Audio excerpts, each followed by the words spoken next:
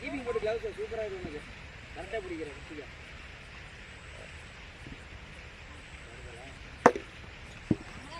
அங்கே ரன் இல்லை ஏற்ற மாதிரி தான் நல்லா இருக்கு எல்லாரும் நல்லா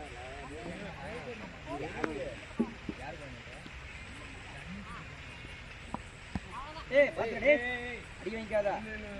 காலை விட விட்டுரு அடி வாங்காதா